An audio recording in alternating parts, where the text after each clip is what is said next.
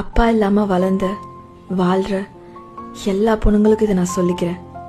எல்லாரும் சொல்லுவாங்க அப்பா தான் மகளோட ஃபர்ஸ்ட் லவ்னு. அந்த அப்பா இல்லாமல் போகிறது வார்த்தையில் சொல்ல முடியாத ஒரு வலியையும் எம்டினஸையும் அந்த பொண்ணோட வாழ்க்கையில் கிரியேட் பண்ணிடும். அவரோட ஆப்சன்ஸ்னால அவளால் யாரையுமே முழுசாக நம்ப முடியாது. ஏன்னா அப்பா இல்லாமல் போனதால எங்க அதே மாதிரி எல்லாருமே ஒரு நாள் நம்மளை விட்டுட்டு போயிடுவாங்களோன்ற பயம் இருந்துக்கிட்டே இருக்கும். ஆனால் இதையெல்லாம் தாண்டி யூ ஃபவுண்ட் ஸ்ட்ரென்த்.